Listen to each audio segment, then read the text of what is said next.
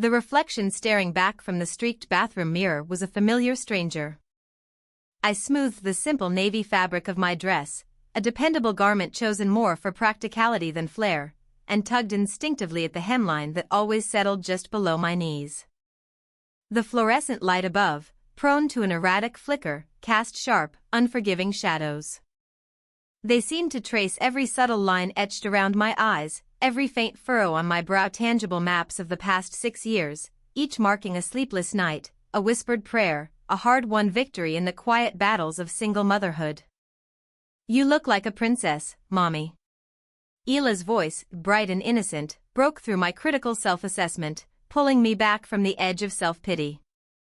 She stood framed in the doorway, her brown eyes wide with an admiration that always felt undeserved, clutching Mr. Whiskers, the well-loved, slightly tattered stuffed cat that had been her constant companion since she was 3. "Thank you, sweetheart," I murmured, a genuine, if fleeting, smile gracing my lips. My hands, though steady in the emergency room, trembled slightly as I fastened the delicate pearl necklace. Ila, with an unerring eye for sentimentality, had chosen it from my small, cluttered jewelry box. It was the one Mom had given me for my 16th birthday, back when I was still the daughter they had meticulously drawn plans for, before my life diverged so dramatically from their polished blueprint. I practiced a confident smile in the mirror, but it felt like a brittle mask. The forced upturn of my lips didn't quite reach the tired depths of my eyes. 6 years as a night shift nurse, honing the skill of faking alertness at 4 a.m. after a grueling 12-hour shift, had prepared me for this. Surely, I could fake confidence for one difficult dinner. Leia, ever perceptive, fidgeted with the lace trim of her yellow sundress, the cheerful garment we'd unearthed at the church thrift store just last month. "Will Aunt Savannah be happy to see us this time?" Her quiet question, delivered with a child's unerring honesty, made my heart catch in my throat. Even at 6, she noticed more than I ever wished she would, absorbing the unspoken tensions that hung in the air at family gatherings. "Of course, she will," I lied, the bitter taste of insincerity coating my tongue.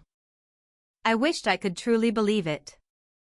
The Italian restaurant loomed before us, its grand stone facade rising like an opulent fortress, bathed in the tasteful glow of strategically placed spotlights.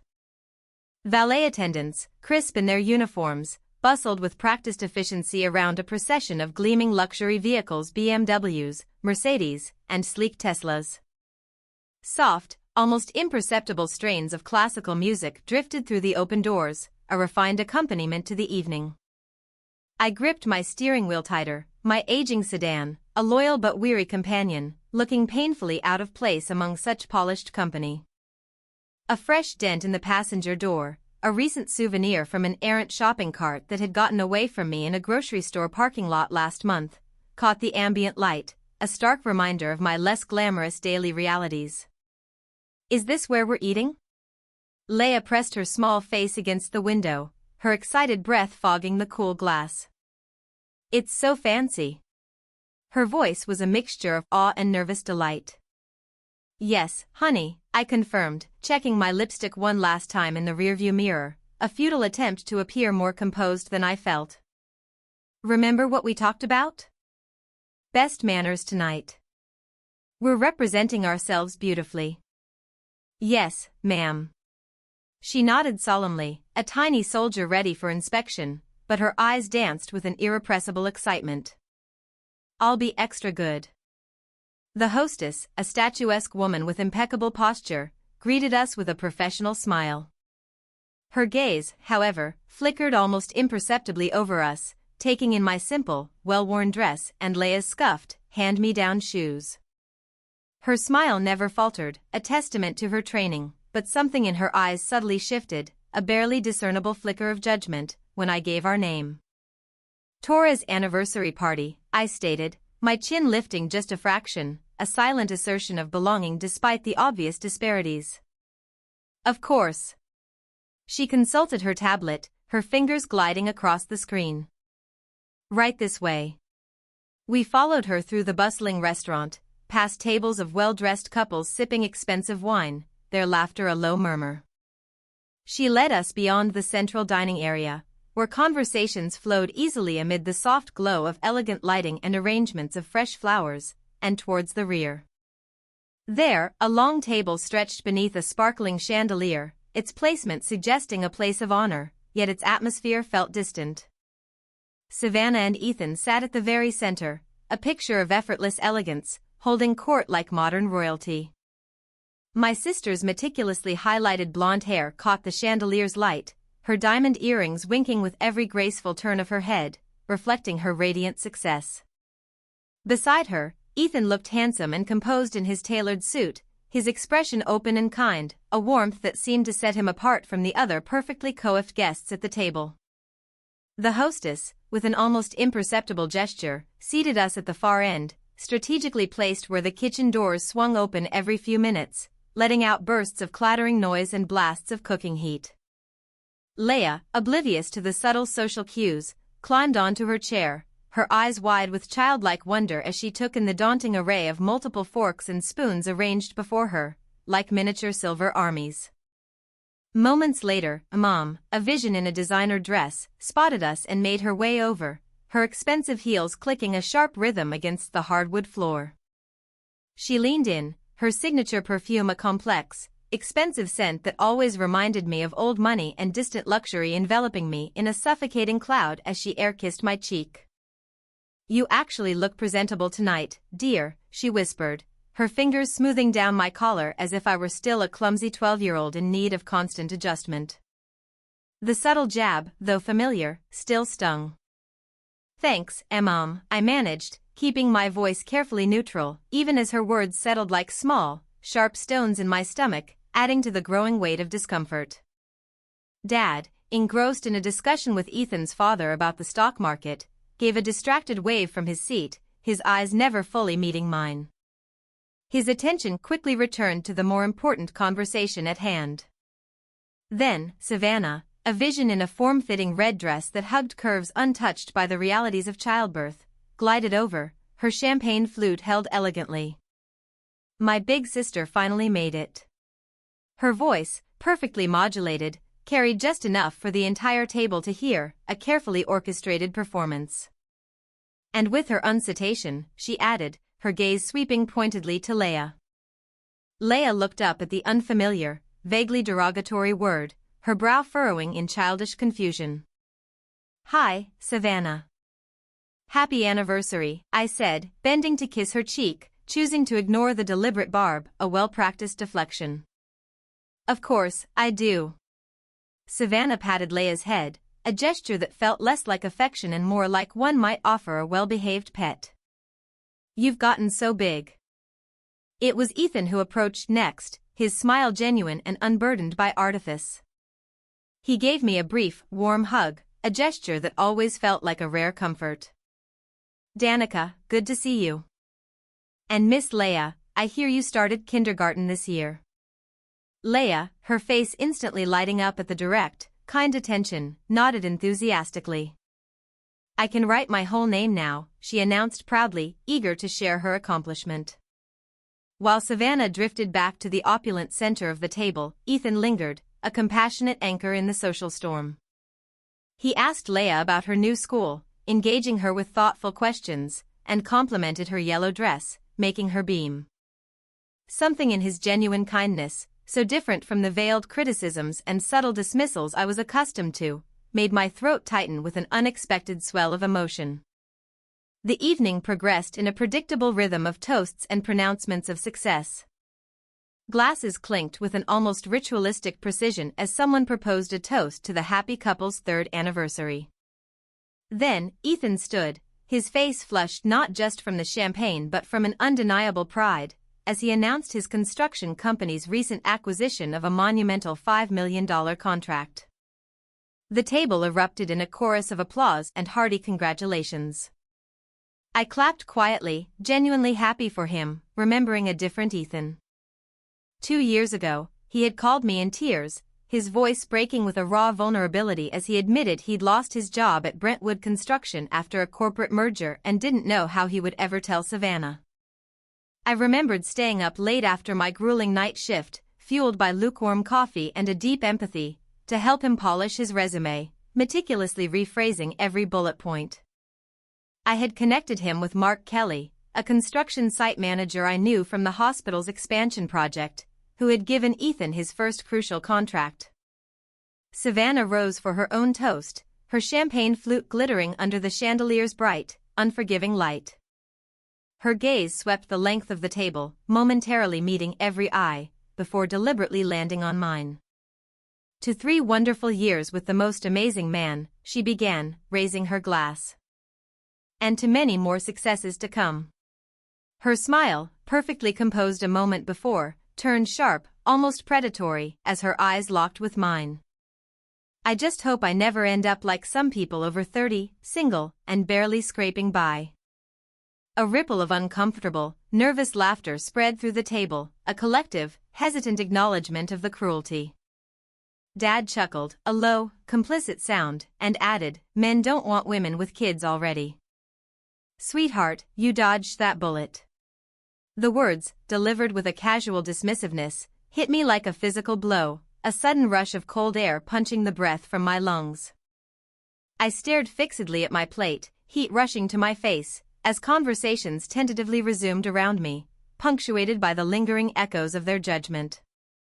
Then, a small, clear voice beside me cut through the renewed noise, slicing through the polite chatter like a sharp knife. "Mom, why are they laughing at you?" Leia's question hung in the air, innocent and devastating in its raw honesty. My hands trembled violently beneath the tablecloth as I struggled desperately to maintain my composure, to hold back the searing sting of tears. Mom's faint, almost imperceptible, yet unmistakably complicit laugh from the other end of the table deepened the wound, twisting it. Before I could formulate an answer, a chair scraped loudly against the polished floor, the harsh sound slicing through the revived conversations, causing the entire room to fall into an abrupt, stunned silence. I looked up, startled, to see Ethan standing, his expression serious, a vein pulsing faintly in his temple. He walked deliberately, with a slow, purposeful stride, around the long table until he stood directly beside me, a sudden, solid presence. "That wasn't a joke," he said, his voice clear and firm, resonating with an unexpected authority. "That was cruel." Savannah's mouth fell open, her perfect features momentarily contorted by shock, her composure finally shattered. My parents shifted uncomfortably in their seats, their gazes darting anywhere but at me, suddenly finding immense interest in the intricate patterns of the tablecloth. Leia looked up at Ethan with wide, curious eyes, sensing with a child's intuition that something profoundly important was unfolding. 2 years ago, Ethan continued, his voice gaining strength, when I was at my lowest point, utterly broken, do you know who was truly there for me? He scanned the table, his gaze lingering pointedly on Savannah. It wasn't my friends. It wasn't even my family. It was Danica. I watched as a slow dawning of realization spread across various faces around the table, a collective understanding beginning to form. A memory flashed vividly through my mind, Ethan's desperate, late-night phone call, his voice raw with despair, Savannah, casually dismissing his struggles as just a setback over her weekend spa trip, the hours I spent, after grueling night shifts and while juggling the sole responsibility of raising Leia, helping him rebuild his shattered confidence. As Ethan spoke, something fundamental shifted inside me, a deep internal realignment. For years, I had unwittingly internalized their corrosive narrative, their carefully constructed story that painted my life as a cautionary tale, that convinced me being a single mother somehow made me less valuable, less worthy of respect or success. But listening to him now, his words cutting through years of self-doubt, I began to see myself through profoundly different eyes, eyes filled not with judgment, but with a quiet, fierce strength. "The strongest and kindest person here," Ethan declared, his hand resting lightly, reassuringly, on my shoulder, "is Danica." Ethan remained standing beside me, his presence a solid, unexpected bulwark against the family's scrutiny, as the entire room seemed to hold its collective breath. The soft, rhythmic clink of silverware against plates had ceased entirely.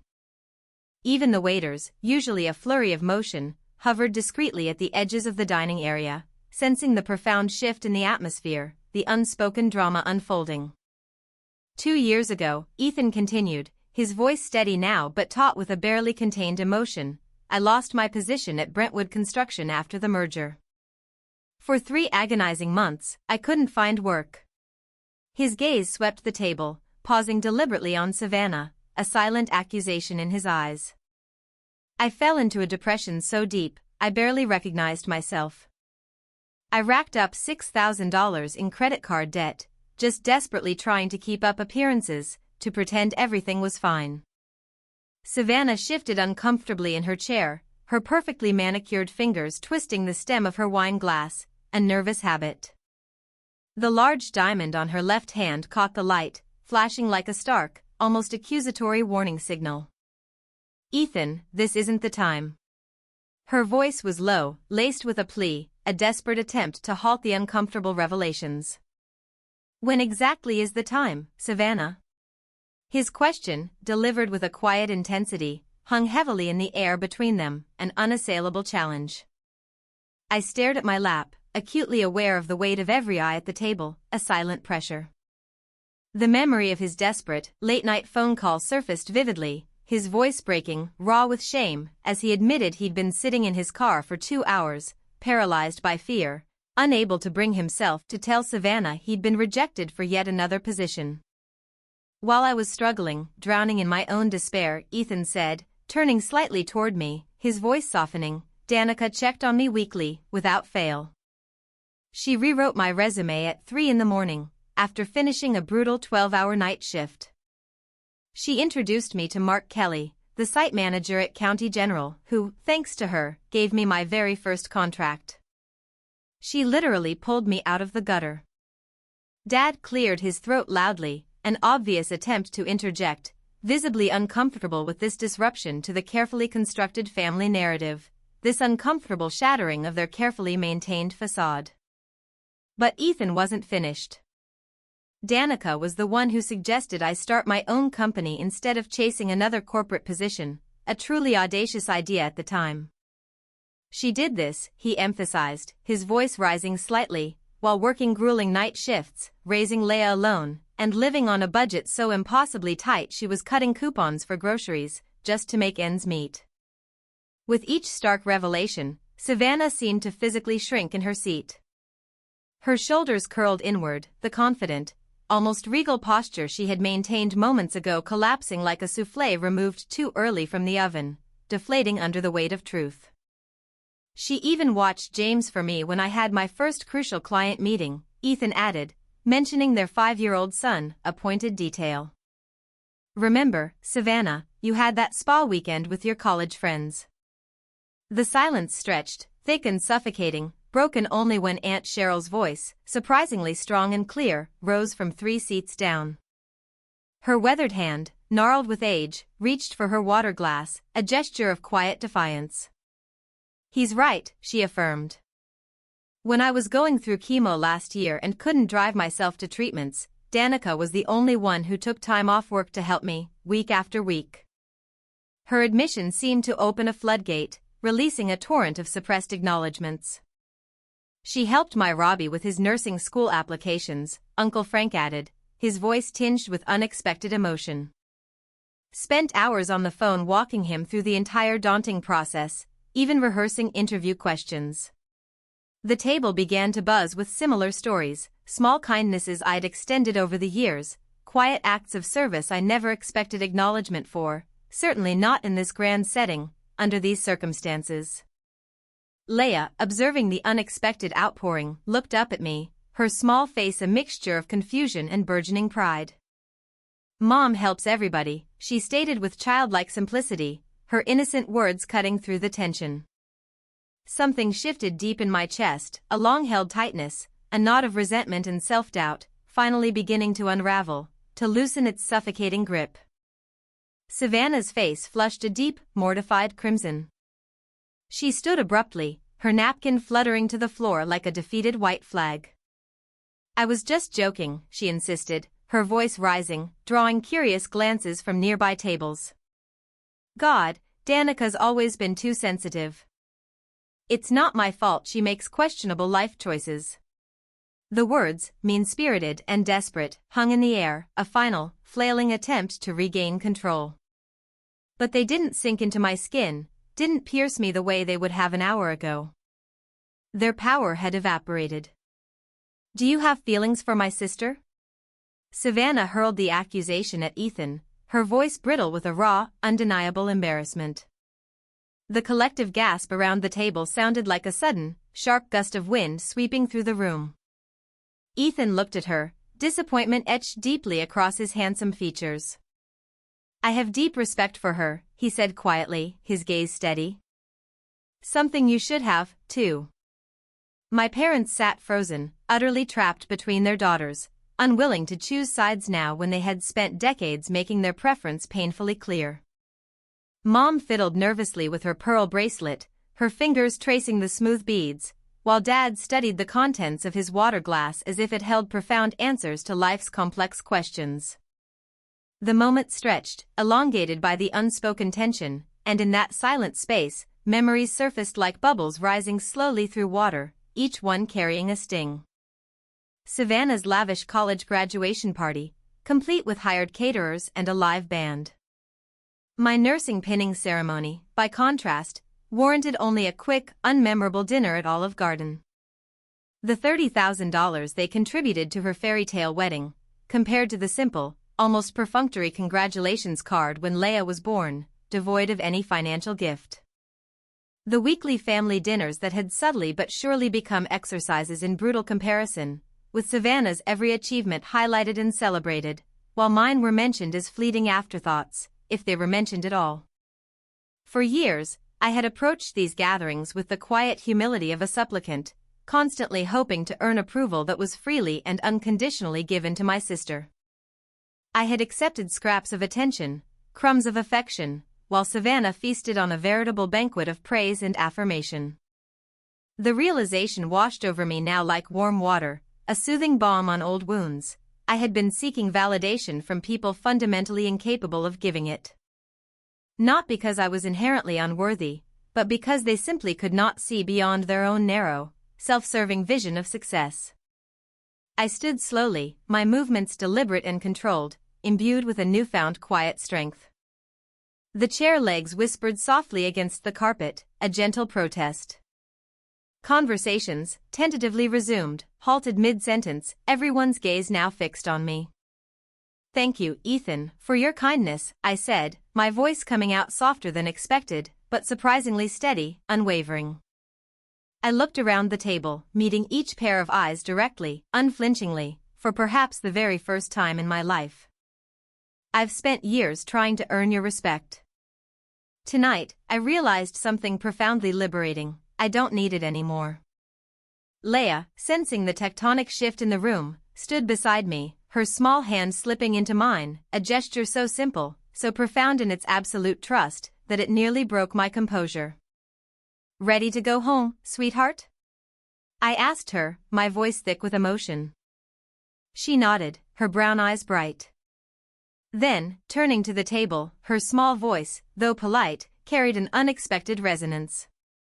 "Thank you for inviting us to your party," she said, delivering the impeccable manners I had so carefully taught her. "The bread was really good." A soft, spontaneous chuckle tugged at my lips despite everything, a shared moment of lightness. Even Aunt Cheryl chuckled softly, a quiet acknowledgement of Leia's innocent charm. We walked toward the exit, my spine straight, my shoulders back, the unfamiliar sensation of true dignity settling upon me. The restaurant's warm, ambient lighting cast our silhouettes long and dark on the polished floor ahead, a woman and a child moving forward together, united, resolute. Behind us, I sensed my parents almost speaking, their mouths opening, then closing again without a sound, their usual pronouncements silenced. Ethan gave me a quiet nod of acknowledgement, a shared moment of understanding, as we passed through the door into the cool night air. The night air felt different against my skin, cleaner somehow, less burdened. I helped Leia into the car, buckling her seatbelt with meticulous care, the familiar routine a comforting anchor in the swirling aftermath of the evening. "Are Aunt Savannah and Uncle Ethan still married?" she asked, her unexpected question startling a surprised laugh from me, a burst of uninhibited mirth. Yes, honey. I brushed a soft strand of hair from her forehead, tucking it gently behind her ear. Grown-up relationships are complicated. Grown-up. As we pulled away from the brightly lit fortress of the restaurant, a profound weight, one I had carried for so long I had forgotten its very presence, began to lift from my shoulders, an invisible burden finally released.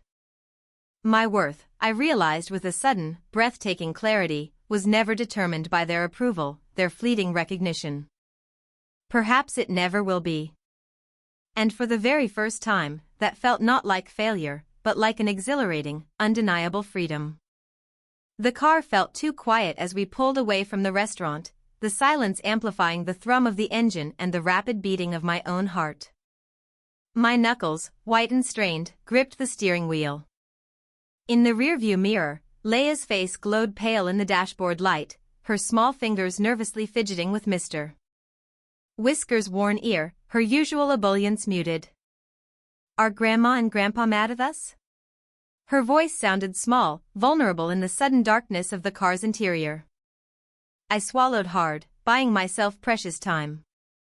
How did I even begin to explain the labyrinthine complexities of family dysfunction to a 6-year-old, whose world was still largely black and white? No, sweetheart. They're not mad. Sometimes families just disagree about how people should treat each other, about what respect truly means. Like when Tommy pushed Lucy at recess and Mrs. Martin said that wasn't respectful? A surprised, watery laugh escaped my throat, a burst of unexpected humor in the gravity of the moment. Something like that, yes. Everyone deserves respect, even if they're different, or if they make choices others wouldn't necessarily make. She considered this profound thought, nodding solemnly, her brow furrowed in concentration. I think you deserve lots of respect, Mommy. The tears I'd been fighting so valiantly, pushing them back with sheer force of will, sprang to my eyes, hot and stinging, but this time they were tears of gratitude, not pain. I blinked them back fiercely. Thank you, baby. So do you. Back at our modest apartment, I ran a warm bath for Leia, adding the last precious capful of the bubble solution we'd been carefully rationing, making the most of every drop. The old pipes groaned and shuddered as hot water filled the tub, a familiar, comforting soundtrack to our quiet, often challenging, life. While Leia splashed happily amidst the frothy bubbles, her small giggles echoing softly, I sat on the closed toilet lid, letting the soothing steam wash away the restaurant's lingering perfume, the residual tension, the ghost of their judgments. Can we read 2 stories tonight? Leia asked, her voice hopeful, as I wrapped her snugly in our threadbare but impeccably clean towel. Just one tonight, sweetie. It's late, I replied gently, my voice still a little hoarse with unspoken emotion. I helped her into her pajamas, soft cotton dotted with faded stars, a constellation of comfort. After teeth brushing and whispered prayers, I tucked her into bed, pulling the sheets up to her chin. The linen smelled faintly of the lavender sachet I had made last month, a small, homemade luxury that cost nothing but my time and offered a comforting sense of peace. Mommy. Her voice, soft and vulnerable, caught as I turned to leave, pulling me back. Are we going to be okay? I sat back down on the edge of the bed, the mattress dipping slightly beneath my weight, its familiar springs groaning. Yes, Leia. We have each other, and that's enough. More than enough. After she finally drifted into a peaceful sleep, her breathing soft and even, I sat at our tiny kitchen table.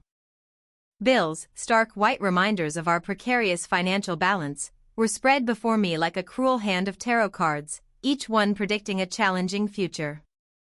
Only then, in the quiet solitude, did I allow the tears to fall, hot and silent, dropping onto an overdue electric notice, blurring the stark numbers. I gave myself exactly 5 minutes to cry, a self-imposed boundary even in grief.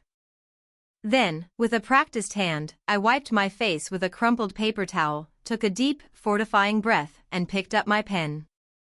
There was still just enough in my account to cover the electric bill if I put off buying new shoes until next month. I made the necessary calculations, my nursing school math, ironically, serving me well not for medical emergencies, but for the everyday emergency of survival. Morning brought a barrage of notifications on my phone. 3 missed calls from Mom, their urgency palpable even in their silence. A terse text from Dad that simply read, "Call your mother." Savannah's message appeared at 7 a.m., as precise and unyielding as ever, "You're making this a bigger deal than it is." Ethan was completely out of line. I deleted it without responding, a small, liberating act of defiance, and then gently woke Leia for school. Later, as I was rushing to drop Leia off at Mrs. Winters before my shift, a text from Aunt Cheryl brought an unexpected smile, a small beacon of warmth. "You showed real class, dear. Always knew you had your grandmother's backbone." The last message came from Ethan, I meant every word. "Thank you for everything." I slipped my phone into my pocket without replying. Some messages didn't need answers, they just needed to be received, to be absorbed into the fabric of a newly emerging self. At work, I moved differently. The night shift unfolded as it always did, medication rounds, vitals checks, meticulous charting of patient progress. But something profound had shifted inside me. I stood straighter, shoulders subtly squared. I spoke with a newfound, quiet authority when calling the on-call doctor about a patient's dropping oxygen levels, my voice imbued with a confidence I hadn't possessed weeks ago. "You seem different lately," Danica, my supervisor, Martha, commented 3 weeks later as we shared coffee in the break room, her gaze sharp and perceptive. "More confident, more settled." I shrugged, feigning a casualness I didn't entirely feel, but privately acknowledging the undeniable truth in her words. "I'm applying for the night shift supervisor position," I said instead, letting the words hang in the air, a bold declaration of intent. Martha's eyebrows rose in surprise, then a slow, knowing smile spread across her face. "About time," she said, her voice warm with approval. "The application closes Friday. I'll be sure to put in a very good word for you." My coworkers, observing the shift in my demeanor and sensing a new energy, rallied around me with unexpected enthusiasm. Ellen from Pediatrics, a kind-hearted soul, offered to help me polish my resume, meticulously checking for typos. James from the ER, known for his leadership skills, suggested books on management and leadership that had helped him advance in his own career. Their collective support, freely given and genuinely offered, stood in stark contrast to my family's usual dismissal and veiled criticisms, a comforting embrace that affirmed my choices. Leia thrived, too, a bright, resilient bloom. Her kindergarten teacher sent home a heartfelt note about her exceptional empathy and kindness with classmates. She proudly showed me a drawing labeled "My Family," with just 2 stick figures, one tall, one small, both with enormous, beaming smiles and hands firmly joined. "That's us," she declared, pointing proudly. "Just us." I taped it to our refrigerator, right next to the chart tracking our new beginning jar, a clear glass vessel where we dropped spare change and single-dollar bills whenever we could, a tangible symbol of our shared aspirations. The jar sat on our counter like a quiet promise, catching the morning sunlight streaming through our small kitchen window, glinting with future hopes. We began to create small rituals of celebration, anchors in our busy lives. Tuesday became homemade pizza night, the dough slowly rising on our counter, fragrant with yeast, while Leia diligently did her homework at the kitchen table. Saturday mornings, we would decorate the sidewalk outside our apartment building with vibrant chalk masterpieces, intricate drawings that would, inevitably, wash away with the afternoon rain, leaving only the memory of shared joy. We read library books huddled together under a blanket fort, whispering stories like precious secrets between us, building our own universe of 2. 3 months after the pivotal dinner, Martha called me into her office. Her face gave nothing away, a professional mask, as she gestured to the chair across from her desk. "The hospital administration reviewed all the applications for night shift supervisor," she began, her voice even, meticulously shuffling papers with maddening slowness. My heart sank, a familiar ache of disappointment. I had allowed myself to hope, calculating what the modest salary increase would mean. Perhaps a two-bedroom apartment in a slightly better, safer neighborhood, long dreamed of piano lessons for Leia, an emergency fund that wouldn't be depleted by a single, unexpected car repair. And they've decided to offer you the position. Martha finished, her serious expression suddenly breaking into a wide, genuine grin, her eyes crinkling at the corners. Congratulations, Danica. That evening, my colleagues, having clearly anticipated the good news, surprised me with a small, impromptu cake in the break room, adorned with candles. To Nurse Torres, Ellen announced, raising a paper cup of sparkling cider, her voice ringing with genuine camaraderie. Our new night supervisor. At home, in the quiet solitude of our apartment, I opened my laptop and pulled up the apartment listings I'd bookmarked over the past months, listings I'd never had the courage to truly pursue. With trembling fingers, emboldened by the day's events, I sent an inquiry about a two-bedroom unit in Willow Creek Apartments, a place I'd only dared to dream of. What are you looking at, Mom? Leia asked, peering curiously over my shoulder, her small chin resting on my arm. Maybe a new place for us to live, I answered, scrolling through photos of a small but sunny apartment with a tiny patch of grass just outside the kitchen window. Her eyes widened, reflecting the screen's glow. Can I have yellow walls in my room like sunshine? She whispered, her voice filled with an almost unbearable hope. I kissed the top of her head, my heart full. Maybe we can, baby. Maybe we can. 2 weeks later, my phone lit up with my mother's number. I stared at it, my thumb hovering uncertainly over the screen, a familiar dread coiling in my stomach. The last time we had truly spoken, beyond polite pleasantries, was the fraught night of the dinner. I answered on the fourth ring, forcing myself to take a deep breath. Hello, Danica. My mother's voice, usually crisp and confident, sounded older somehow, tinged with a vulnerability I'd never heard before. Your father and I miss Leia. We were thinking you both could come for Sunday lunch. The invitation hung between us, heavy with unspoken tensions, years of resentment and longing. I took another deep, fortifying breath.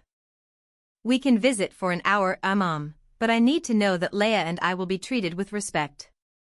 That there will be no more comments or comparisons. The silence on the line stretched so long, so profoundly, that I wondered if she had hung up, if I had finally pushed too far. Finally, a weary sigh. Yes, of course, dear. 1 o'clock. After hanging up, I met Sarah, a fellow nurse and single mother, for coffee at the park. Our daughters played together on the swings, their joyous shrieks drifting over to us as we watched from a bench, steam rising from our cups against the crisp autumn chill. She understood the delicate, precarious balance we maintained daily, the constant juggle of work and motherhood. You did what many of us only wish we could do, Sarah said, her voice soft with admiration, when I recounted the conversation, the boundary I had finally set with my family. I'm terrified, honestly, I admitted, clutching my warm coffee cup. I admit part of me still desperately wants their approval, their acceptance. She squeezed my hand, a gesture of profound solidarity. That part never quite goes away completely. But you're teaching Leia something far more powerful by standing up for yourself. You're teaching her self-worth. That day, during my shift, I helped a new nurse named Rachel rearrange her schedule, meticulously navigating hospital policy to accommodate her son's crucial therapy appointments. The profound relief in Rachel's eyes when I approved the changes without hesitation, without a hint of judgment, reminded me powerfully of my own struggles, the countless times I'd felt torn between my child and my career. My last supervisor made me feel like my son was a constant inconvenience, a burden, she said, her voice thick with emotion, her eyes bright with unshed tears. Your son is the very reason you work so hard, Rachel, I replied, my voice gentle but firm. Never apologize for being a good mother. With my first supervisor paycheck, a tangible symbol of my hard-won success, I enrolled Leia in piano lessons at the community center, a dream deferred finally brought to life. We found a small, second-hand keyboard at a local thrift store, its scratched case hiding surprisingly good sound, a testament to its quiet resilience. "It's not perfect," I warned Leia as we set it up in our living room, slightly self-conscious. She ran her small fingers over the keys, producing a delicate trickle of clear, bright notes, a joyful cascade. "It's beautiful," she declared, her face alight. And in that moment, through her eyes, it truly was. 6 months after the dinner that had changed everything, we moved into our new apartment. Sunshine, bright and warm, streamed generously through windows that were larger, cleaner, and more numerous than those in our old, cramped place. The kitchen boasted gleaming countertops without cracks, a subtle luxury. The bathroom faucet, a minor miracle, didn't drip. Leia raced from room to room, her excitement infectious, her giggles echoing in the spacious new rooms. When she reached her bedroom, she stopped abruptly, a gasp escaping her lips. "You painted it yellow." "The landlord let me," I explained, smiling at her unadulterated joy. "I did it yesterday while you were at Sarah's, a little surprise." That evening, after unpacking only the most essential items, I began to hang our family photos. There weren't many, just a few precious images, Leia's school pictures, her mischievous grin catching the light, a candid shot of us at the park, caught mid-laugh, the faded Polaroid a kind nurse had taken of us the day she was born, a tiny, perfect bundle in my arms. No extended family portraits, no holiday gatherings, just us.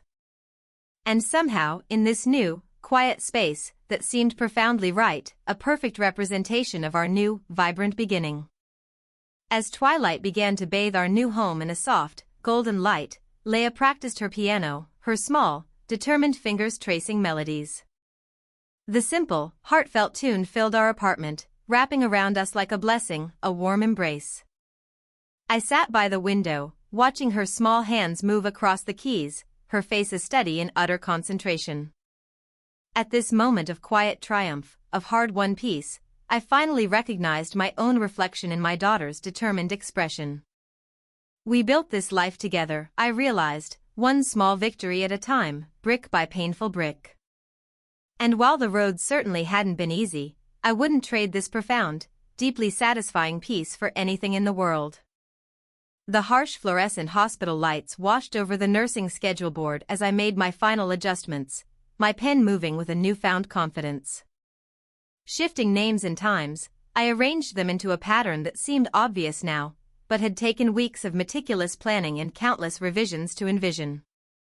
"You're actually doing it," Sarah whispered beside me, her eyes wide with a mixture of admiration and disbelief.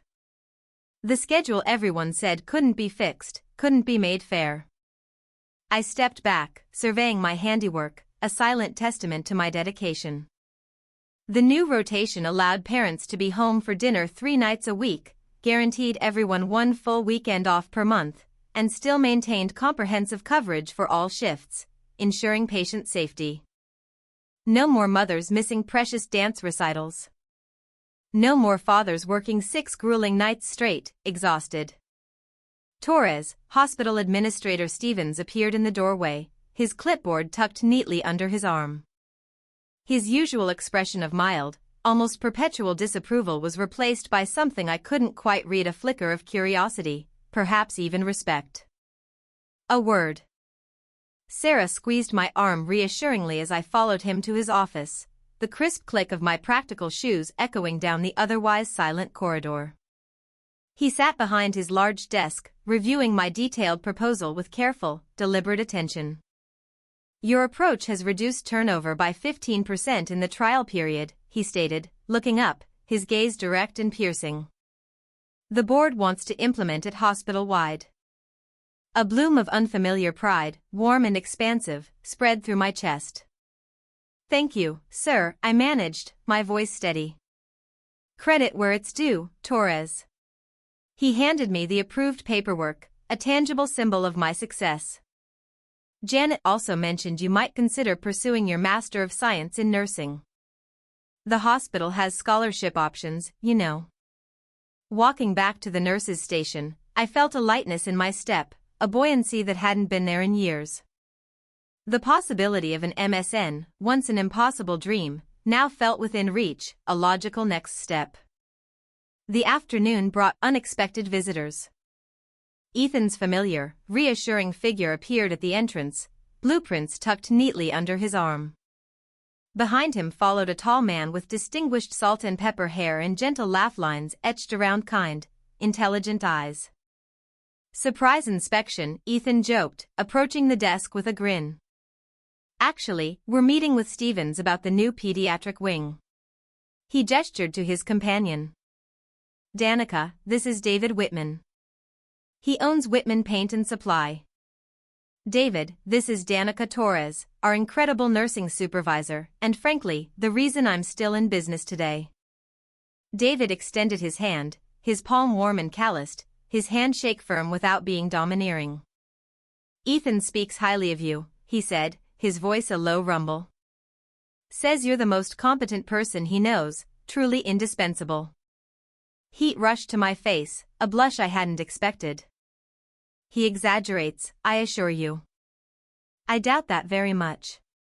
David's smile reached his eyes, crinkling the corners charmingly.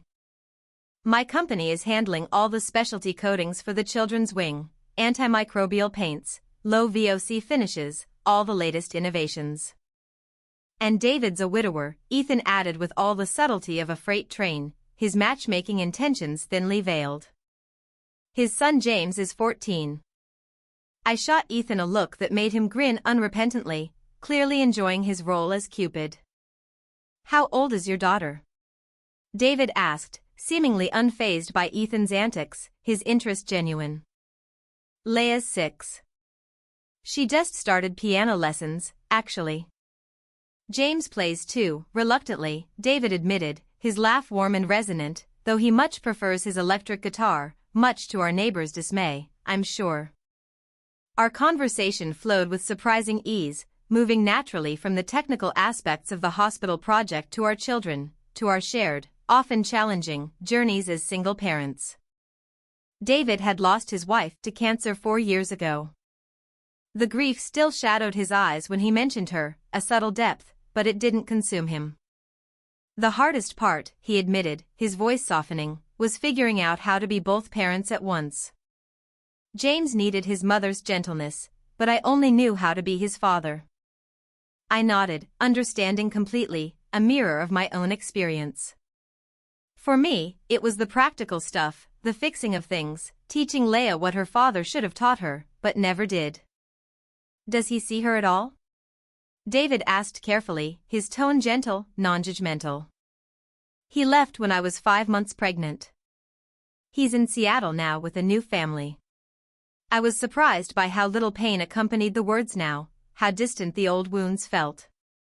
David didn't offer platitudes or outrage on my behalf. Instead, he simply asked about Leia's piano lessons, his genuine interest in my daughter meaning more than any compliment he could have paid me. When Stevens summoned them for their meeting, David lingered a moment. "Would you be open to getting coffee sometime to discuss the project further?" he asked, his voice carrying a hint of uncertainty that, paradoxically, made him even more appealing. Before I could respond, Ethan, ever the strategist, answered for me. "She's free Thursday afternoon." "Leia has piano then, right, Danica?" I nodded, torn between annoyance at Ethan's presumption and a surprising gratitude for his confidence in me. Thursday would work perfectly. As they walked away, Ethan turned to give me a discreet thumbs-up behind David's back. I shook my head, a small smile playing on my lips, unable to suppress my amusement. The next morning, I was pushing a cart through Westfield Market, navigating the bustling aisles, when I spotted a familiar blonde head in the produce section. Savannah stood alone, meticulously examining avocados with an unnecessary, almost obsessive concentration. I considered slipping away, disappearing into the anonymity of the supermarket, but Leia had already spotted her. "Aunt Savannah," she called, waving enthusiastically, oblivious to any lingering family tensions. Savannah looked up, her perfectly composed features registering a flicker of surprise, perhaps even vulnerability. She hesitated for a moment, then approached us, carrying a gift bag I hadn't noticed she was holding. Leia. Danica. Her voice, surprisingly, lacked its usual sharp, critical edge, softened by something I couldn't quite place. She held out the bag to Leia. I saw this and thought of you, sweetie. Inside was a colorful music book filled with simplified versions of Disney songs. Leia clutched it to her chest, her face beaming with unadulterated joy. Thank you. I'm learning piano now. An awkward silence stretched between us adults, thick with unspoken history, until Savannah finally cleared her throat. Ethan said you moved to Willow Creek Apartments. How is it? The question seemed genuine, lacking her usual veiled judgment, infused instead with a tentative curiosity. It's nice, I replied, a small smile touching my lips. Leia has her own room now. There's a beautiful park nearby with a great playground. Savannah nodded, her fingers fidgeting nervously with her wedding ring, a subtle sign of her inner turmoil. That's good. That's really good, Danica. We exchanged a few more stilted pleasantries about school and work before politely parting ways, a fragile truce hanging in the air. As we walked away, Leia looked up at me, her small face thoughtful. Aunt Savannah seemed different today, Mommy. Yes, I murmured, a quiet acknowledgement of the profound shift. She did. Thursday arrived with a flutter of unexpected butterflies in my stomach. I hadn't been on a true date, since before Leia was born, a lifetime ago. The nurses at the station, ever observant, noticed my distraction, my heightened nerves. Girl, he called the hospital specifically asking for you. Marissa teased, her eyes sparkling with mischief, as I checked my lipstick for the third time in the break room mirror. That's some romance novel stuff right there, Supervisor Torres. I rolled my eyes, feigning exasperation, but couldn't help smiling, a genuine warmth spreading through me. It's coffee to discuss the pediatric wing project, Marissa. Strictly professional. Sure it is, she said, winking dramatically. That's why you're wearing your good jeans and actually put on mascara today. The cozy cafe David suggested sat halfway between the hospital and Leia's piano teacher's house, a perfect, neutral meeting spot. When I arrived, he was already there, seated at a quiet table in the corner, a newspaper folded neatly beside his coffee cup. He stood immediately when he saw me, his smile warm and inviting. I wasn't sure how you take your coffee, he said, after we exchanged greetings, his voice laced with a charming thoughtfulness. So I waited to order. Black with 1 sugar, I replied, genuinely touched by the consideration, a small gesture that spoke volumes. Our conversation flowed with an unexpected ease, moving naturally from the hospital project to our children, to our individual journeys as single parents, sharing the unique challenges and triumphs we both understood so intimately. David had lost his wife to cancer 4 years ago. The grief still shadowed his eyes when he mentioned her, a subtle vulnerability, but it didn't consume him, didn't define him. The hardest part, he admitted, his gaze thoughtful, was figuring out how to be both parents, how to encompass all those roles. James needed his mother's particular gentleness, but I only knew how to be his father. I nodded, understanding completely, a deep resonance echoing in my own experience. For me, it was the practical stuff, the constant fixing of things around the house, teaching Leia what her father should have taught her, but never did. Does he see her at all? David asked carefully, his tone gentle, empathetic. He left when I was 5 months pregnant. He's in Seattle now with a new family. I was surprised by how little pain accompanied the words now, how detached I felt from that old wound. David didn't offer platitudes or feigned outrage on my behalf. Instead, he simply listened, then asked about Leia's piano lessons, his genuine interest in my daughter meaning more than any compliment he could have paid me. When we parted ways, he walked me to my car, the autumn breeze rustling the leaves around us. I'd like to see you again, Danica. maybe dinner next time if you're open to it. For once, I didn't overthink my response, didn't analyze every possible consequence. I'd like that, too, I said, a genuine smile lighting my face. Sunday arrived with a familiar, unsettling dread as Leia and I pulled up to my parents' house for lunch. The modest brick home looked exactly as it had for 20 years, an unchanging tableau, my mother's meticulously cared for roses blooming precisely along the walkway, a symbol of her controlled world. Dad opened the door before we even had a chance to knock, his eyes softening at the sight of Leia, though his greeting to me remained slightly awkward, laced with an unfamiliar hesitation. "How's the new position treating you?" he asked, the question feeling like a fragile olive branch, however clumsy. "It's challenging, but good," I replied, choosing my words carefully. Mom bustled out from the kitchen, wiping her hands on her apron, a flurry of motion. "I always knew you'd make supervisor someday, Danica," she announced, as if she hadn't expressed profound doubt about nearly every career decision I'd ever made. I didn't contradict her. Instead, I simply helped set the table while Leia, clutching her new music book, showed them her progress. Their stiff, almost perfunctory praise gradually warmed into something more genuine as she played Twinkle, Twinkle Little Star with careful concentration, her small fingers finding the right notes. Lunch passed without the usual barbed comments or uncomfortable comparisons to Savannah. The conversation remained on safe, neutral topics: Dad's meticulously tended garden, Mom's latest church committee project, Leia's whimsical school drawings. It wasn't warmth, exactly, but it certainly wasn't the usual frost either. Something in between, like a cautious, tentative early spring. 9 months after the anniversary dinner disaster, my apartment, once a quiet refuge, now filled with laughter and easy conversation. Sarah chased her daughter Zoe through the living room, their joyful shrieks echoing, while Aunt Cheryl, her eyes sparkling, arranged cheese and crackers on the coffee table. 3 of my nursing colleagues crowded cheerfully around the kitchen island, debating the hospital's newly implemented electronic record system.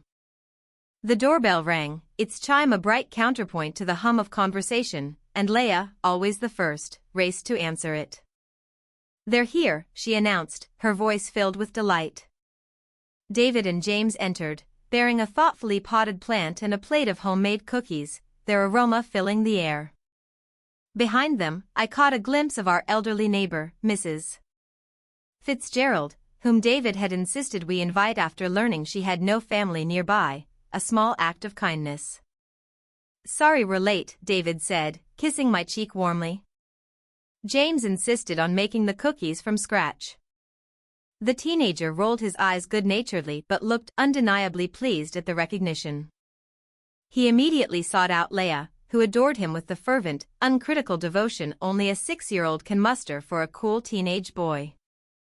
"Ladies and gentlemen," Leia announced, her small voice imbued with theatrical formality, striking a pose.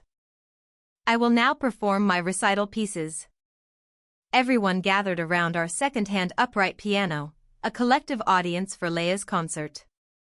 She played 3 simple songs, her small fingers careful and precise on the keys. When she finished a simplified version of Für Elise, the applause was genuine and enthusiastic, a chorus of appreciation. David's arm slipped naturally around my waist as we watched James patiently show Leia a new chord progression, a shared moment of familial warmth. "She's remarkable," he murmured, his voice soft, just like her mother.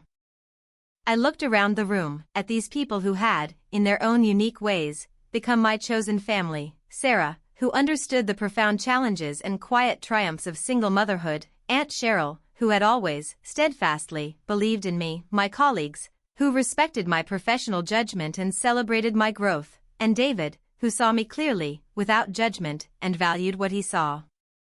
The contrast with last year's anniversary dinner couldn't have been starker, more profound. There, I was diminished, dismissed, and isolated. Here, I was celebrated, seen, and utterly embraced. Leia's laughter rang out, bright and clear, as James taught her a silly song about a walrus. David's hand found mine, warm and steady, a silent promise. In this moment, surrounded by genuine affection and unwavering support, I realized I'd created something truly precious, a circle of love built on respect rather than obligation, a family of choice, forged in adversity, now thriving in joy. The invitation arrived on thick, cream-colored stationery, edged with a delicate line of gold foil. I flipped it between my fingers, a familiar tightening in my stomach as I read the embossed script, celebrating 4 years of marriage. Savannah and Ethan Pitt. Same restaurant, same family. 1 year later. Leia spotted the elegant card as she meticulously arranged her homework on the kitchen table. "What's that, Mommy?" "An invitation to Aunt Savannah and Uncle Ethan's anniversary dinner," I replied, my voice neutral, but the memory of last year's humiliation flashed through my mind with a vivid clarity. Leia's innocent question, the table's uncomfortable, complicit laughter, my hands trembling uncontrollably beneath the tablecloth. "Are we going?" Leia asked, her pencil hovering expectantly above her math worksheet, her attention temporarily diverted. "I'm not sure yet, sweetie." Later that evening, after tucking Leia into bed, I called Ethan. His voice sounded cautious, almost guarded, when he answered.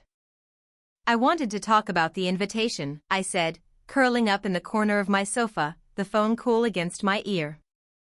"Things are different now, Danica," he said, his voice softening. "Savannah has actually been seeing a therapist after you left last year. It changed things for her, for us." I twisted the phone cord around my finger, remembering how Ethan had stood beside me that night, his voice cutting through the cruelty, a lifeline. "I appreciate that, Ethan, truly. But I need to protect Leia, to protect us both from that kind of pain again." "I understand, Danica. Completely."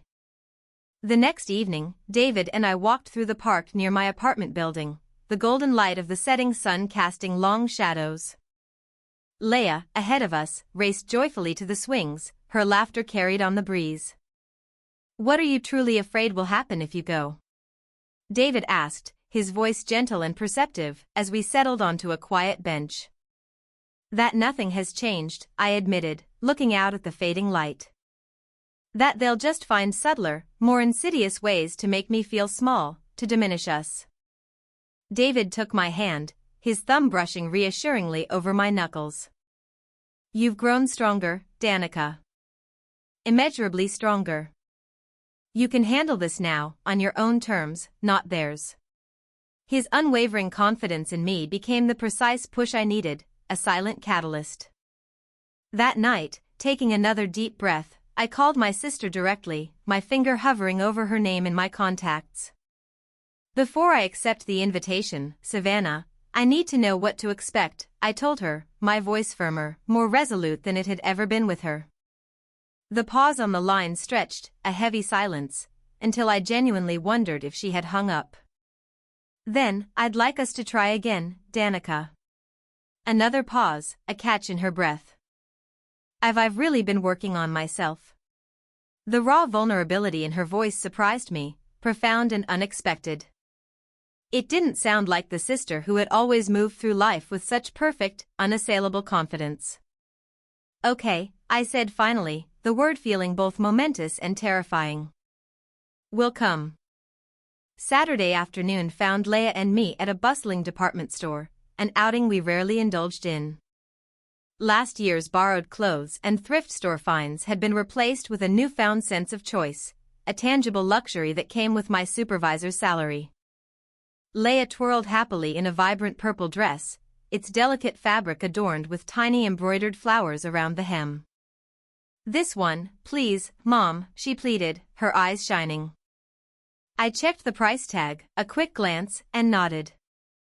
"It's perfect, sweetie." For myself, I selected a simple yet elegant emerald dress that fit comfortably across my shoulders and cinched gracefully at the waist. The rich color, I noticed in the fitting room mirror, brought out flecks of green in my eyes that I had never truly noticed before. At home, as I meticulously curled Leia's soft, brown hair, I tried to explain what forgiveness truly meant, in simple, understandable terms.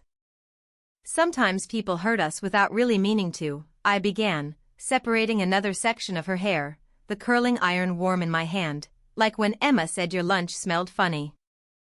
Something like that, she confirmed, giggling at the memory. And sometimes, if they're truly, genuinely sorry, we can choose to give them another chance. But not always, Leia. Not always. She looked up at me with those wise, old eyes, absorbing my words. No, sweetie, not always. I set the curling iron down, the task complete. We're going to see if Aunt Savannah and Grandma and Grandpa are ready for their second chance, and if we're ready to give it. David picked us up at 6:30, a gentle whistle escaping his lips when he saw us, dressed in our new clothes. You two look absolutely beautiful, he said, his gaze warm with admiration. He kissed my cheek, a lingering, comforting touch, and then carefully helped Leia into his car, her purple dress meticulously arranged so it wouldn't wrinkle. In the passenger seat, I smoothed my hands over my own dress, grateful for his steady, reassuring presence. I'll pick you up at 9 o'clock, he promised as he dropped us off at the restaurant's valet stand. Just text if you need me earlier, for any reason at all. The restaurant looked exactly as I remembered it from a year ago, the grand stone facade, the bustling valet attendants, the gleaming luxury cars. But this time, as I walked through the elegant doors, my head was held high, my shoulders back, Leia's small, warm hand clasped firmly in mine. The hostess smiled, a genuine welcome, without a trace of last year's subtle judgment. The Torres party is expecting you, she said, her voice light. We were barely inside when Savannah approached, her hands clasped before her, a nervous gesture I'd never seen from her before. She wore a simple black dress, understated and elegant, her hair pulled back in a low, unfussy twist. The usual dazzling sparkle of diamonds was conspicuously absent from her ears. You came, she said, her voice soft, tinged with a delicate hope. Thank you, Danica. Her eyes darted quickly to Leia, then back to me, a flicker of uncertainty. I noticed the slight tremble in her fingers, the almost imperceptible hesitation in her posture. This wasn't the Savannah I had known all my life, the one who moved through the world with unshakable confidence. Your dress is so pretty, Leia, she told my daughter, bending slightly, her voice remarkably gentle. There's a special kids' table with your cousins if you'd like to join them. Lots of coloring books and games. Leia looked up at me for permission, her eyes questioning. I nodded, a silent affirmation, and she confidently followed Savannah's gesture to where 3 other children sat at a smaller table adorned with fresh coloring books and crayons. The main table was arranged differently this year. When I approached, I saw my place setting was near the center, comfortably nestled, nowhere near the swinging kitchen doors. My mother stood, her embrace stiff but undeniably genuine, a subtle shift in her usual formality. You look lovely tonight, Danica, she said, and I detected no backhanded compliment in her words, only a simple, heartfelt observation. My father cleared his throat, a familiar habit. Good to see you both made it, he mumbled, his eyes holding mine for a beat longer than usual. Ethan, ever the gracious one, pulled out my chair with a knowing, reassuring smile. Glad you're here, Danica. Throughout dinner, I noticed the subtle yet profound shifts. Conversations included, rather than subtly excluded, me. When I mentioned my recent promotion, my parents asked genuine, follow-up questions, their interest palpable. The cruel, critical undercurrents of last year had been replaced with something fragile, tentative, but undeniably real. After the main course, Savannah rose for her toast, champagne flute in hand. I braced myself instinctively, a reflex born of old wounds. This year, she began, her voice clearer, more reflective, has taught me invaluable lessons about what truly matters. She paused, her gaze traveling slowly around the table, connecting with each person, before finally landing gently on me. Some people, she continued, her voice gaining strength, show strength in ways we don't always immediately recognize or appreciate. The words weren't specifically an apology, not explicitly, but her eyes, meeting mine across the table, told a different, deeper story, filled with unspoken remorse.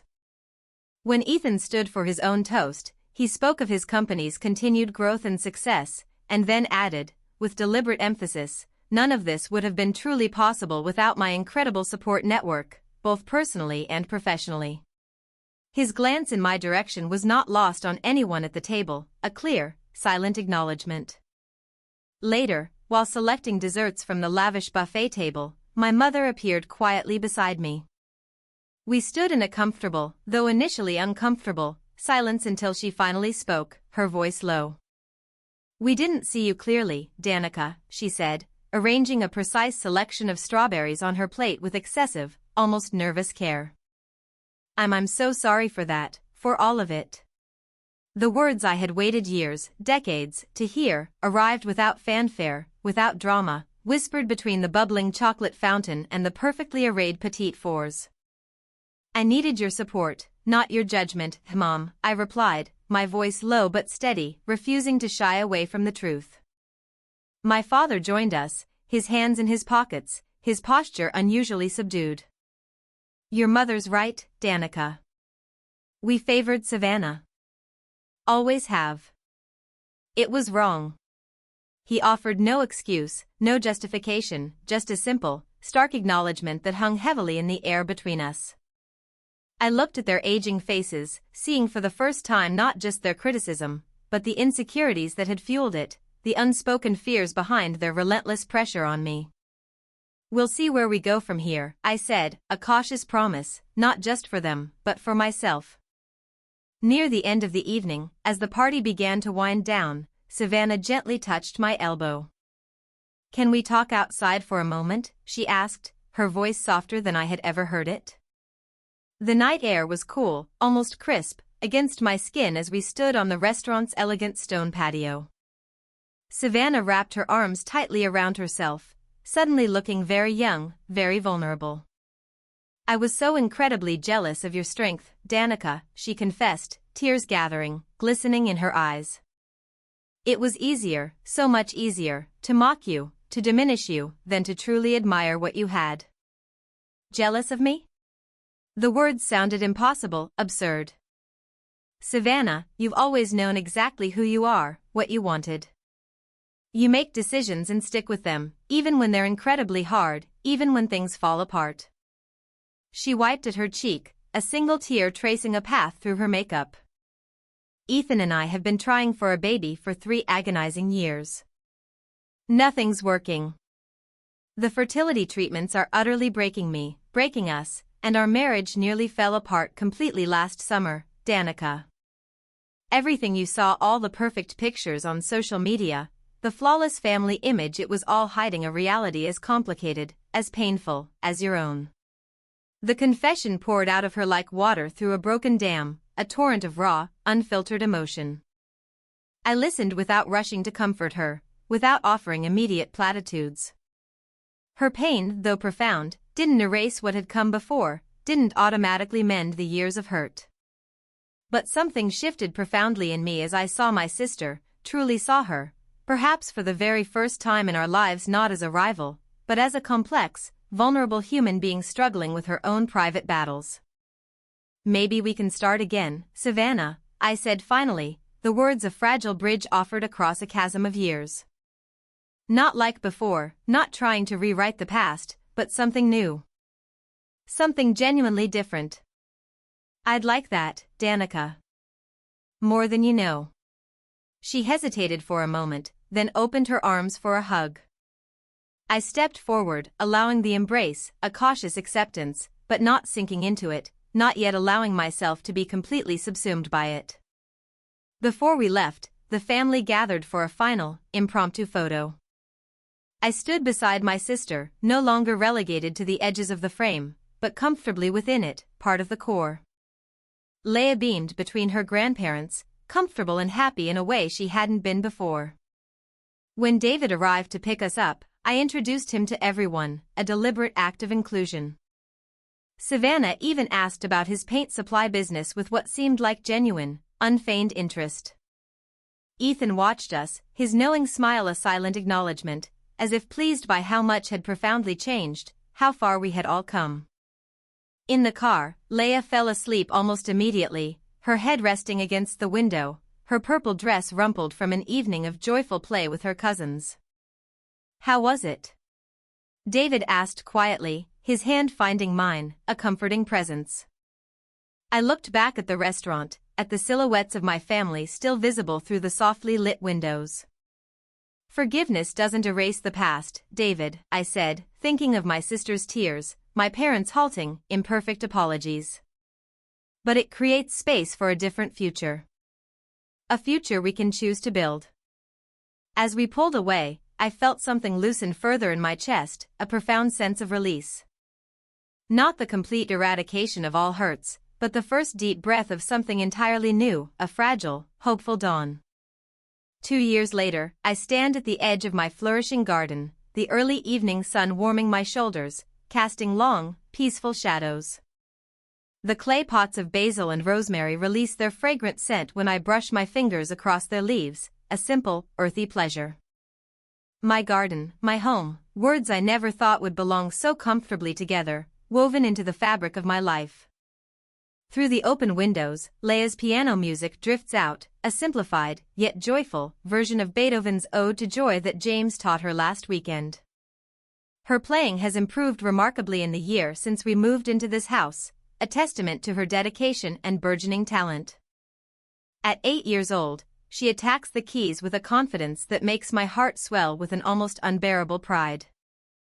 Inside, framed photographs tell our evolving story better than any words could. Leia, bundled in a warm coat, feeding ducks with Mom and Dad at the city park, their faces crinkled with rare, genuine smiles. Savannah and me, captured in a candid moment, laughing together over coffee, our faces reflected in the cafe window, a shared sisterhood finally blossoming. David and me at the hospital fundraiser, his hand resting comfortably and naturally at my waist, a silent promise.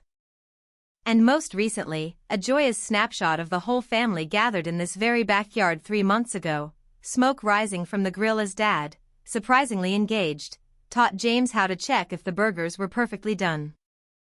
"Almost finished." Leia calls out, her voice bright, when she notices me watching her through the window, her concentration briefly broken. Her fingers trip over a difficult passage, a momentary stumble, but she recovers quickly, her resilience shining through. James has been an exceptionally patient and encouraging teacher, his usual teenage awkwardness falling away whenever he sits beside Leia at the piano bench, a shared love of music bridging their age gap. My phone buzzes with a text from Sarah, a familiar, welcome ping. "How did the presentation go today?" Earlier today, I spoke to a support group for single mothers at the community center. My message simple yet profoundly hard one: your worth isn't determined by those who cannot see it clearly.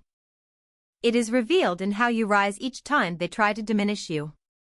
20 women, their faces etched with the familiar weariness and hope, listened intently as I shared my journey from that humiliating anniversary dinner to this very day, to this place of hard-won peace. I spoke to them about setting firm, compassionate boundaries without bitterness, about cultivating a forgiveness that doesn't invite further harm, but rather protects one's spirit. Build your circle, your true family, with those who genuinely value you, who lift you up, I advised, watching understanding bloom across their tired, receptive faces. The hospital administration, to my surprise, had been incredibly supportive when I requested afternoon leave for the presentation. 2 years ago, they might have questioned a night nurse stepping into such a public educator role. Now, as I steadily work toward my advanced nursing degree, they see me not as an inconvenience, but as a valuable investment, a leader in the making. A car pulls into the driveway, David's familiar silver sedan, with the small, endearing dent on the passenger door where James, still learning, had backed into a mailbox during a driving lesson. He steps out, balancing takeout containers and his briefcase with an easy grace. Our eyes meet across the yard, and his smile deepens the laugh lines around his eyes, a comforting sight. "Thai food is requested," he announces, holding up the bags, the delicious aroma wafting towards me. "And I found that gardening book you wanted, the one on native plants."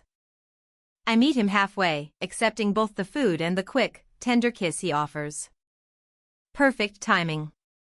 Leia's almost done practicing. In the kitchen, David sets the table with practiced ease while I pour water into glasses, adding delicate lemon slices. The domesticity of it all still occasionally surprises me, this comfortable, easy rhythm we've built over months of Sunday dinners, Tuesday movie nights, and countless shared moments, transforming two separate lives into a harmonious whole. "So," he says casually, leaning against the counter, his gaze warm and expectant. "Have you thought about my proposal, Danica?" Last weekend, on this very porch, David got down on one knee, his eyes shining with profound sincerity. I had asked for time to think, not because I was uncertain of my feelings, but because I wanted to savor the moment, to be absolutely present and fully conscious in this pivotal decision, rather than simply swept away by emotion. "I have, David," I reply, feeling a genuine smile warm my face, radiating outwards. "And yes, on one condition, Leia gets to help plan the wedding. Every single detail." His laughter, rich and joyful, fills the kitchen, a beautiful symphony of shared happiness. "I wouldn't have it any other way, my love." My phone buzzes again. Savannah. A text asking if we're still on for Saturday's appointment at the adoption agency. After years of painful fertility treatments, she and Ethan had finally made the brave, heartfelt decision to build their family differently. When she had asked me to come along for moral support, for her initial meeting, I recognized the gesture for what it truly was, a powerful bridge spanning years of rivalry, judgment, and unspoken pain. Sunday dinner at my parents' home has, remarkably, become a peaceful tradition rather than a dreaded ordeal. Mom actually listens, truly listens, when I share stories about the nursing mentorship program I started, her questions thoughtful and engaged. Dad, surprisingly tech-savvy now, proudly recorded every minute of Leia's spring piano recital on his new smartphone, his face alight with an obvious pride. As dusk settles softly over the garden, I watch the first fireflies of the season blink their ethereal lights between the rose bushes, tiny beacons in the deepening twilight. Inside, Leia's music, a melody of hope and resilience, fills our home while David sets out dinner. In a few minutes, James will arrive from his friend's house, completing our circle, a chosen family, vibrant and whole. Sometimes, the greatest gift in life isn't about being seen or approved of by others, but about finally discovering your own intrinsic worth, even when those closest to you initially miss it. The journey from that restaurant to this garden wasn't a straight, easy line. But every difficult step, every challenge overcome, every boundary set, every act of forgiveness, both given and received, led me here, to this very moment, this profound peace, this life built entirely on my own terms, a testament to resilience, love, and the unwavering belief in oneself.